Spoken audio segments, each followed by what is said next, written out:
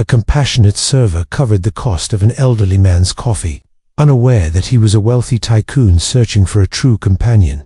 The city diner hummed with morning bustle as rain tapped against the tall windows, smudging the urban view. The rich scent of freshly brewed coffee blended with the aroma of rain-drenched sidewalks, crafting a cozy atmosphere for guests escaping the gloomy weather. Amid the clink of mugs and the hum of chatter, the door swung open, letting a gust of cold air sweep through the diner.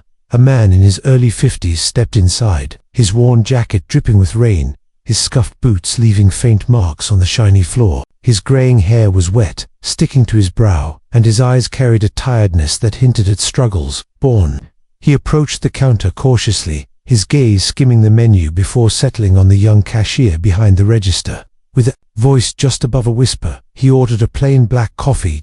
As the cashier rang up the order, the man reached into his pockets, his movements growing frantic as he searched for his wallet. His face paled, and he swallowed hard before speaking, his voice edged with shame. I'm sorry, he stammered. I must have left my wallet at home. If it's okay, could I just sit here for a while until the rain eases up? The cashier, a young man with a chiseled jaw and a sharper tone, folded his arms and smirked. Look, pal, he said loudly, catching the eyes of nearby patrons. This isn't a charity. We don't hand out freebies to people who can't pay. If you don't have cash, you can't stay. The man's cheeks flushed a deep red as he stepped back, his eyes dropping to the floor. I wasn't asking for a free drink, he murmured, just a place to stay dry for a bit. A mocking chuckle came from a nearby table, where a group of well-dressed customers sat, watching the scene. Imagine that, one sneered, coming into a diner without a penny and expecting service. Some people have no shame, another added, their voice thick with scorn. Times must be tough if vagrants are now aiming to be coffee connoisseurs. The man's shoulders slumped as he turned toward the door, the weight of humiliation heavy upon him. From across the room, Clara, a 29-year-old server with chestnut hair tied in a loose bun, watched the exchange. Her green eyes, usually warm and welcoming, now flared with indignation. Balancing a tray of empty mugs and plates, she wove through the crowded diner toward the counter, setting the tray down with a firm clatter. She reached into her simple uniform's pocket and pulled out a $5 bill, placing it decisively on the counter. That's enough, she said, her voice steady and clear, cutting through the murmurs spreading around. The cashier's smirk faded as he looked at her. Clara, what are you doing? He scoffed. You don't have to pay for this guy. He can't just walk in here expecting handouts. Clara's gaze swept over the gathered patrons, her expression unwavering. I'm covering his coffee, she stated, not out of pity, but because I know what it's like to be judged for not having enough. A scornful laugh erupted from the corner. How noble, a man jeered, a server playing the hero. Maybe you're hoping for a tip from him later. Clara turned to face the room, her posture tall, her voice resonant with conviction. Kindness isn't a transaction, she declared. It doesn't diminish us to show compassion, but belittling others that reveals true smallness. The diner fell silent, the earlier mockery replaced by a tangible sense of reflection. Clara turned back to the man, offering a gentle smile. Please, have a seat, she invited. I'll bring your coffee over shortly. Don't let the harsh words of others define your worth. The man met her gaze, his eyes glistening with unshed tears. He nodded gratefully and took a seat by the window, where the rain continued to stream down the glass dot. As Clara prepared his coffee, the diner's atmosphere shifted subtly. Patrons avoided her eyes, their earlier amusement now replaced with quiet contemplation. In that moment, Clara, despite her modest means and the scorn of others, stood as a beacon of dignity and empathy. The man, once deemed unworthy by those around him, found solace in the simple act of being seen and valued. The moment in the diner lingered in Clara's mind as she cleared the last table of her shift. No one had spoken to her directly since, but the stares, whispers, and silence hung in the air like smoke. The next morning, her manager, Tom, called her into the office. The small room smelled of burnt coffee and bleach. Close the door, he said. Clara obeyed. Tom crossed his arms. This is a business, Clara, not your charity project. She stayed quiet. You don't get to decide who gets freebies, he continued. If you want to play Mother Teresa, do it off the clock. I paid for it, she said calmly. That's not the point, he snapped. You embarrassed your coworker and made customers uncomfortable. Clara looked him in the eye. No, he embarrassed himself. Don't test me, Tom said sharply. You're here to serve, not lecture. A beat of silence. Can I go? She asked. Get out, and remember your place. Back in the kitchen, Sarah and Mike stood by the sink. They went quiet when she walked in. As she passed, Sarah muttered, just loud enough, must be nice acting noble when you still split rent with your kid sister. Mike chuckled. Bet she thought the guy was a secret millionaire. Clara said nothing. She grabbed her coat, signed out, and stepped into the drizzle outside. The air smelled of wet pavement and city smoke. She didn't rush out. The apartment she shared with Sophie was cramped. One bedroom with peeling paint and a drafty window. Sophie lay curled on the couch, shivering under a blanket. Hey, Clara whispered, brushing her sister's forehead. Late, Sophie murmured. Clara smiled. Got caught in the rain. She reheated old porridge, added a pinch of salt, and handed it to her sister. Then she checked her wallet. $3, one subway token, a faded photo of their mom. She looked at the money, folded it slowly, and slid it back in. No regret, not for the coffee, not for anything. After Sophie drifted to sleep, Clara sat by the window, watching the rain streak down the glass. Her reflection stared back, tired, pale, but with a quiet strength still glowing underneath. Her thoughts slipped back 2 years ago, maybe 15, when their mother collapsed in a street market. People had passed without stopping, all but one. An old woman in a patched skirt had knelt beside them, offering water and wrapping a shawl around Clara's shoulders. Clara never knew her name, but she remembered her kindness. That moment became a promise. So when she saw that man in the diner, wet, ashamed, invisible, there was no decision to make. She did what needed to be done. The judgment didn't matter. She mattered. That night, before turning off the light, she whispered into the dark, just for herself, I'd rather be mocked for doing the right thing than praised for staying silent. And in that little apartment, with nothing to spare but her own dignity, Clara felt something rare. Peace. It had been for days since the incident, for long shifts filled with half-heard whispers and glances that lingered too long. Clara had learned to live with being invisible, but now she was visible for something she hadn't asked for, and the stares felt heavier than silence ever had. That morning, the diner hummed as usual, cups clinking, steam hissing, idle conversation. Clara moved from table to table, wiping crumbs, stacking plates, offering polite smiles. Then the doorbell chimed. She didn't look up right away, but something shifted, the air stilled, and curiosity tugged at her. She glanced toward the door. A tall man entered, dressed in a navy suit and silk scarf, his graying hair neatly combed, his polished shoes tapping lightly across the floor. He looked like a man who belonged in a corporate tower, not this humble diner, but there was something unmistakable in his eyes. Clara froze. He didn't go to the counter. He walked to the table by the window, the same seat where a soaked, humiliated man had once sat, took it without a word. Clara gripped the cloth in her hand, her heart thudding. She approached with a menu, unsure whether to act like she didn't know or to speak the truth aloud. Before she could say anything, he looked up. I'm not here to order, he said. She paused. I only have one question, he continued. Why did you help me? Clara blinked. I just couldn't watch it happen. You didn't know me. You had nothing to gain. She hesitated. You didn't look like someone asking for a handout. You looked like someone being made to feel small, and I know that feeling. She sat down across from him, setting the menu aside. When I was 17, she said, my mom collapsed in a market. No one helped. They walked around her like she was a problem, except one woman, an old lady with barely anything herself. She stayed, and I promised I'd be like her if I ever got the chance. He didn't interrupt. He just listened. That day, she said softly, I remembered that promise. A few beats of silence passed. Then he asked, do you read? Clara blinked. Books. He nodded. I used to, not much lately. I liked stories about ordinary people doing brave things. He smiled faintly. Good choice. They started talking about books, cities, music, Beethoven, Mozart, why people grow cruel when they feel powerless. He mentioned authors Clara had never read, and she didn't pretend to know them. She answered with curiosity, not pretense. Minutes passed, then more. The diner's noise faded into a background hum. At one point, Clara laughed, really laughed, for the first time in days. You're not what I expected, she said. He raised an eyebrow. What did you expect? She shrugged. Someone who just wanted to say thank you and disappear. He looked down, then met her eyes again. I've had wealth for a long time, he said, but very few people have made me feel human again. That day, you did. Clara didn't respond. She didn't need to.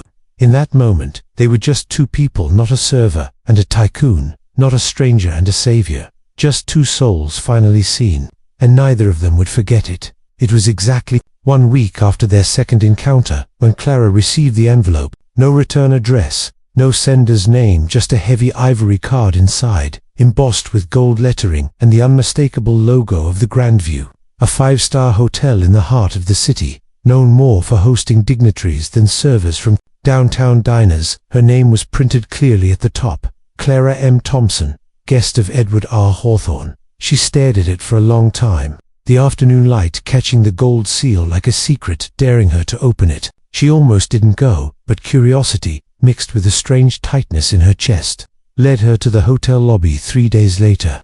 Dressed in her only nice blouse, shoes borrowed from her roommate, and her hair pinned back with trembling hands, she stepped through the revolving doors. It felt like entering another world. Polished marble floors, chandeliers dripping with light, people who walked with quiet entitlement. She approached the front desk, her voice barely steady. Clara Thompson, I think I have a meeting. The concierge nodded without surprise and directed her to a private lounge on the 21st floor. Mr. Hawthorne will join you shortly. Mr. Hawthorne. She rode the elevator in silence, her heart thudding. The lounge was quiet, opulent deep leather chairs, soft jazz humming from invisible speakers, and a view that overlooked the skyline like a throne room in the sky. She stood by the window, unsure if she belonged anywhere near this kind of world, until the door behind her opened. She turned. Edward, but not the man from the diner, not even the suited figure from days ago. This Edward wore presence like a tailored suit, flanked by 2 assistants, who lingered briefly at the door. He walked in with the kind of authority that didn't demand attention, it simply was. Clara, he said, his voice smooth, low. Thank you for coming. She tried to smile, but her voice caught. This isn't exactly a coffee shop. He gestured toward the table set near the window, already prepared with tea, fruit, and an untouched espresso. Please, he said, sit. She obeyed, still unsure if she was being honored or inspected. He sat across from her, folding his hands. I wanted to tell you in person, he began, because anything less would feel dishonest. She waited. My name, he said, is Edward R. Hawthorne. I'm the founder of Hawthorne Enterprises. We operate in 12 countries, primarily in infrastructure and social impact investing. Clara blinked. She opened her mouth but said nothing. Wasn't pretending to be someone else. He added quickly, but that morning at the diner, I dressed down. Yes, I didn't bring my wallet on purpose. I needed to know what would people see when there was nothing to gain. Clara stared at the tea in front of her, as if it might offer clarity. My wife passed away 15 years ago, he continued, his voice quieter now. Cancer, sudden. We never had children. After she died, I stopped trusting people, stopped believing kindness was real. I began traveling anonymously, visiting cities, towns, not just to see the world, but to see who still lived with heart in it. He looked at her directly. That day, I found someone. Clara's throat tightened. She didn't know if she felt honored or horrified. You set me up, she asked, voice shaking slightly. No, he said gently. I didn't approach you. I didn't ask for anything. I simply watched. And you chose. She shook her head slowly. I don't know whether to feel grateful or manipulated. He nodded. I understand that. I do. Clara stood abruptly, her chair scraping softly against the rug. So what now? She asked. You tell me I passed your little morality test, and then what? You write me a check, offer me a job, a car. Edward didn't flinch. I offer you nothing unless you choose to hear me out. Clara's breath was shaky, her emotions a storm of contradiction, curiosity, offense, curiosity, awe. He stood too, walked to the window, hands clasped behind his back. I wasn't testing you, Clara, he said again. I was searching for something I thought the world had lost, and maybe someone to remind me what it meant to be seen not as a tycoon, not as a burden, just as a man. She watched him in silence. I don't want to buy your gratitude, he added, but I'd like to know, would you have a coffee with me again? No expectations, no pretenses. Clara looked at him, not at the tailored suit, the luxury lounge, the skyline, but at his eyes, the same eyes that had looked down, wet with shame, clutching a tattered coat and asking to stay dry. The man in front of her was the same man in the diner, and somehow that mattered more than anything else. She let out a slow breath. "I don't know what this is," she said softly, "or what you think it could be, but I know who I am." Edward turned to her, something unspoken in his expression. "And who is that?" he asked. She smiled, small, quiet, honest. "Someone who didn't do it to be noticed, and someone who's not afraid to walk away if that's all this turns out to be." He nodded, the corners of his mouth lifting. "That's what makes you different." And for the first time, Clara realized this wasn't a test. It was an invitation not into wealth, but into something far rarer. Being seen and being remembered, not for who you impress, but for who you choose to be when no one is watching. Clara didn't expect to hear from Edward again. She thought perhaps their last conversation at the hotel had been the end of something strange, surreal, a moment outside her normal life, a window she had looked through but would never be allowed to step beyond. But the very next afternoon, another envelope arrived, no gold embossing this time, just her name written in careful penmanship. Inside was a short note, written in the same steady hand. "Clara, I'm traveling to Quebec next week. I visit every year. It's quieter there, peaceful. I'd like you to come, not for business, not for formality, just company, just conversation. No expectations, only a sincere invitation. Edward." There was a round-trip train ticket tucked inside. She held it in her hand for a long time. Later that night, in the cramped kitchen of their small apartment, Clara stared at the rice boiling on the stove, while her younger sister, Sophie, sat bundled on the couch, coughing softly between sips of tea. "You're quiet," Sophie said. Clara smiled faintly.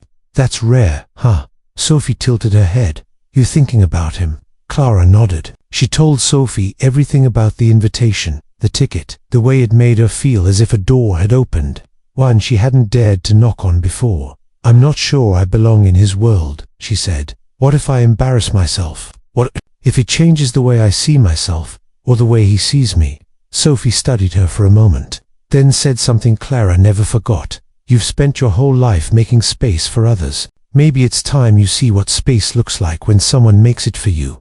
That night, Clara couldn't sleep. She lay awake, listening to the rain tapping the window pane, the sound of city buses humming below, the soft ticking of the old clock on the wall. She thought of the diner, the way people had laughed, scoffed, judged. She thought of Edward's eyes, humble, searching, human, and she thought of her mother, who used to say, "Don't wait for life to come get you. Sometimes you've got to go find it yourself." By sunrise, her decision was made. She packed lightly a single bag, a worn journal, 2 changes of clothes, and the book she'd been too tired to finish for months. She left Sophie a note on the fridge with grocery money, and a hug that lingered longer than usual. At the train station, she stood on the platform, her heart caught somewhere between hesitation and hope. When the train pulled in and the doors opened with a soft hiss, she stepped forward, not into luxury, not into a fantasy, but into the unknown. Edward was waiting in the cabin, no bodyguards, no fanfare, just him, seated by the window, a book in his lap and 2 coffees on the table. He looked up when she entered and smiled, not the practiced smile of a man used to being served, but something warmer, something real. "I didn't think you'd come," he said. Clara sat down across from him, setting her bag gently by her feet. "I didn't think I would either," she replied. "But then I remembered, the world doesn't change unless you walk into it." He nodded thoughtfully. "I'm not offering anything," he said. "No promises, no paths paved in gold. I just thought maybe it's time I stopped walking alone." Clara looked out the window as the city began to blur, the buildings giving way to trees, the rhythm of the train settling into her chest like a heartbeat. She turned back to him. "Maybe," she said, "we both needed someone to remind us we're still allowed to choose something different." And with that, the train carried them forward to unlikely travelers, bound not by destiny, but by choice. Clara didn't know where the journey would lead, but for the first time in her life, she wasn't afraid of the answer, because she wasn't running toward escape or wealth or fantasy. She was walking into something honest, and that, she realized, was enough. The days that followed were unlike anything Clara had ever known. No 5-star hotels, no yachts, no champagne brunches. Instead, she found herself waking up in quiet villages and dusty towns, in modest guest houses and community centers, riding in the back of Edward's old Jeep with the windows down and the wind playing in her hair. He didn't live like the tycoon the world believed him to be. They visited orphanages on the outskirts of small cities, where children rushed into Edward's arms, shouting his name not because he gave them toys, but because he remembered birthdays, favorite books, inside jokes. They went to shelters for recovering addicts, where Edward spoke little but listened deeply. They sat on porches of homes half-built by hands he'd funded but never named, eating soup made by people who had no idea the man across from them owned half the skyline. Clara watched all of this in quiet awe. He never announced himself, never sought praise. She asked him once, while sorting boxes at a community food pantry in Maine, "Why don't you tell people who you are?" He shrugged. "Because they'd stop talking to me like I'm human." Everywhere they went, she saw the same thing, his eyes searching, not for gratitude, but for connection. And more than once, she caught her own reflection in a window and realized she was smiling in a way she hadn't in years. One night, in a cabin nestled near the edge of a forest in Quebec, they sat on the porch as the crickets sang and the air hung heavy with the scent of pine. The only light came from a single lantern on the wooden table between them. Edward had brewed chamomile tea. Clara curled into a wool blanket, watching the steam rise from her cup. They hadn't spoken in a while, but it wasn't silence born of awkwardness. It was the kind of silence that felt like breathing together. Finally, Edward leaned back in his chair, looking out into the dark. "I've had people offer me everything," he said. "Comfort, even love." He paused, then turned to her, voice quieter. "But I don't need someone to love me.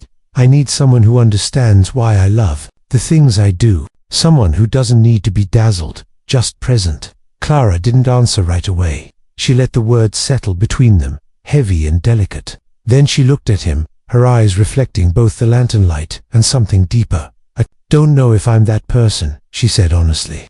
"I don't know if I understand all the reasons why you are who you are." She took a breath. "But I do know this: I've never felt more like myself than I do when I'm with you."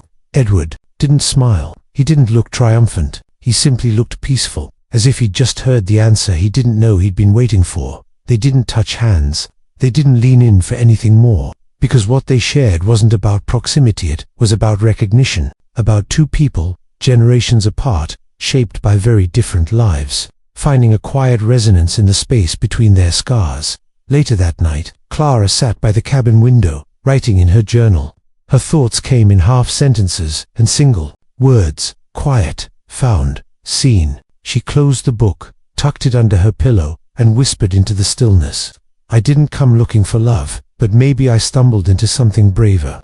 Outside, the stars blinked above them, like quiet witnesses to a story still unfolding, one not of fantasy or fate, but of two souls who'd once believed they were alone until they weren't. 3 months. 3 months of quiet mornings and unhurried conversations, of listening more than speaking, of seeing the world not from penthouse windows, but from street-level stoops and crowded community halls. Clara had changed, but not in the way most people might expect. She wasn't wealthier. She didn't dress differently. Her shoes were still worn at the edges, her journals still filled with scribbled thoughts and creased corners, but her spirit that had shifted. She walked straighter, spoke more slowly, felt no need to explain her worth to anyone anymore. Edward noticed it too. They had just returned from a visit to a women's shelter in Chicago when he asked to speak with her privately. They sat on the rooftop terrace of a converted church they were funding, the skyline glowing behind them. He handed her a simple folder, no ribbon, no ceremony. Inside were legal documents to establish a foundation in her name, the Clara Thompson Opportunity Fund. She looked up slowly. "I want to leave something behind," he said, "but not in my name.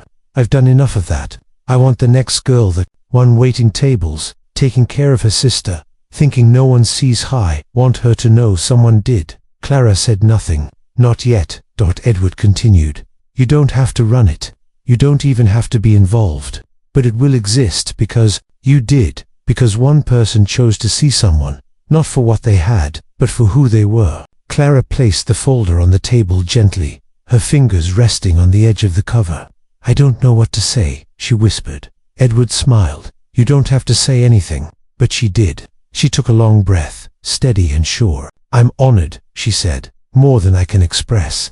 But if it's all right, I'd like to try something else." He nodded, encouraging. "I want to build something on my own," she said. "It doesn't need to bear my name or yours. I want to start from the ground up, not because I don't value what you're offering, but because someone once believed in me enough to let me believe in myself, and I want to offer that same belief to others, not through money, but through presence, through listening, through being there when no one else shows up." Edward was silent for a moment, then he smiled, not with surprise, but with the quiet, radiant pride of someone who had known all along this day would come. "You already have," he said. Clara looked at him. Matt, the man who had once sat trembling in a diner, ridiculed and dismissed, only to become her mirror, her mentor, her friend. There was no label for what they were, not lovers, not partners, not quite family, but something more enduring, a kind of soul recognition, a shared truth that required no definition. He reached across the table and gently squeezed her hand. "No matter what you do," he said softly, "I'll be in your corner, always." She nodded, her eyes glistening, and in that moment, nothing more needed to be said. Their story had never been about grand declarations. It was built on quiet choices, patient belief, and the courage to let each other go, not out of loss, but out of trust. They sat there until the sun dipped below the horizon, casting long golden shadows across the city they had come to see, not just as a place, but as a promise that kindness, once offered without condition, would always find its way back, and that sometimes the truest form of love is letting someone walk their own road, knowing they carry a piece of you with every step. The rain had returned, soft, steady, as the final letters were pressed onto the diner window. The first cup. Clara stood across the street, umbrella in hand, watching as her vision became real. This wasn't just a diner. Was the diner the one where everything began? Where a man once stood, soaked, shamed for forgetting his wallet? Where she, a server with little to give, had offered a $5 bill and unknowingly rewritten her life? Now, the space was hers, but more importantly, it belonged to everyone. She had rebuilt it from scratch, painted the walls, refinished the floors, replaced the lights with the help of volunteers, small donors, and quiet encouragement from someone who never asked for recognition.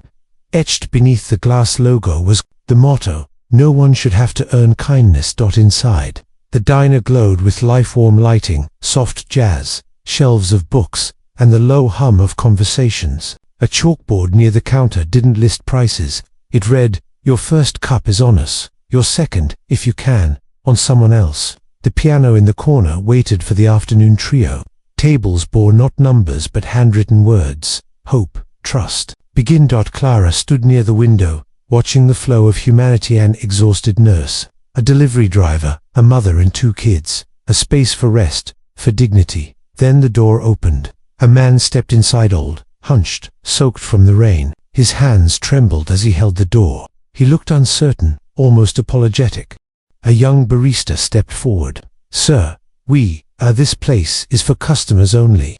If you don't have..." Clara crossed the room before he could finish, laying a gentle hand on the barista's shoulder. "It's all right," she said, then turned to the man. "Would you like a seat by the window?" He nodded gratefully. She smiled. "And what would you like today?" "Just something warm," he murmured, "to sit for a bit. It's been a long morning." Clara's voice softened. "Then let's make it longer, with a little peace." She glanced at the barista. "Here, the first cup is always on us. No questions, no shame." He nodded, eyes wide, lesson learned. As she headed to the back, something tugged at her. She turned to the window, and there he was, Edward, standing across the street under a black umbrella, his coat collar pulled up, his face calm, eyes warm. He didn't wave, didn't come inside, just watched. She met his gaze, and in that silent moment, something passed between them: gratitude, farewell, and something else, a promise. He nodded once, then turned and vanished into the rain. Later, during the soft opening, Clara stood beside the piano, a microphone in one hand, a warm cup in the other. She looked around the diner, every seat filled, the air thick with comfort. "Years ago," she began, "I paid for someone's coffee. I didn't know who he was. I just saw someone being made small, and I couldn't look away." She paused, That cup cost me $5, but what it gave me was a new way to see the world. Some nodded. Others wiped their eyes. I thought I was helping a man who was lost, she said. But it turns out, he helped me find the version of myself I didn't know I was allowed to become. She set the cup down. This diner isn't about selling coffee. It's about presence, about showing up when no one else does. Her voice grew softer. A man once told me, kindness doesn't need to be remembered. It only needs to be continued. She smiled. So that's what we're doing here, one cup at a time.